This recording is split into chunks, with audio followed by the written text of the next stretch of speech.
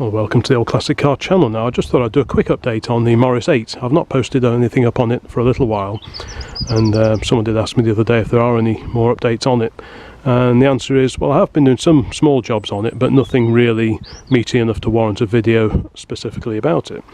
I do find myself in a slight dilemma now. If we actually think back to last year, I bought this because I wanted a small 30s, 40s little saloon car for pottering down the lanes, nipping to the pub, the shops, etc. Something small, not very complicated, and so on. And this turned up, and its originality really shouted out at me, so I thought, yeah, that'll do the job just perfectly. And I've been getting on with it ever since. Now, the only slight awkward problem is the Anglia then turned up, and while it's not pre-war, it ticked many of the boxes that I'd originally envisaged the Morris would tick off, i.e. small, cheap, pre-war-ish or pre-war style car, ideal just for nipping down the lanes, etc, etc. And I find that the Anglia, because it's up and running on the road already, just needs keeping on top of. That's kind of fulfilling the role that I had in mind for the Morris when I bought it last year. Now, I don't want to sell it, and I probably won't, or I might not. And the other slight complication is I'm going to have a look for something more suited to longer trips to add to the collection.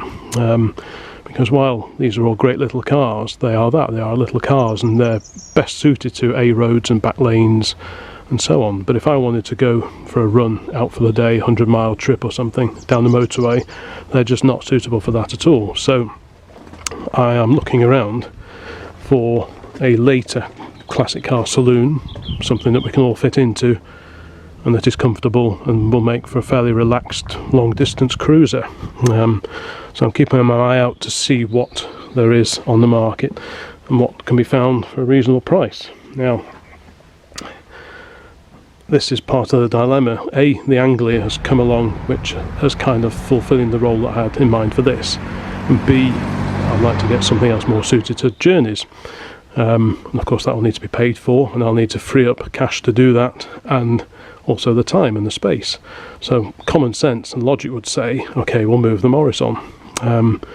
But I do like it. I really like it. So I don't know if I want to let this go. But if you had seen the video that I put up maybe 2 or 3 months ago, I talk about trying to cut back on the amount of work that I'm making for myself. Maybe get rid of some of the bigger projects and replace them with fewer vehicles that are actually running or not far off. You know, I don't mind some recommissioning work, but I don't want to buy any more major restorations. Now, obviously if I buy something that's bigger and a bit newer, that will add to the workload, and if this went, then one would kind of replace the other, so it wouldn't be adding to the workload significantly. So I'm not really sure quite what to do at the moment, but I just thought, well, I'll give a quick update just on where things are at the moment, and with this plan I have of buying something a little newer that's more suited to longer trips. Sometimes common sense says you have to do these things, and what I try and do is, if I see something that I want to buy, I try and sell something that I've already got, so that one cancels out the other, and there's no real sort of financial impact in buying something else. If something else, if I sell one I've already got, that pays for the new one. And that's how I try and work things. So yeah, that's really just an update as to where things are at the moment.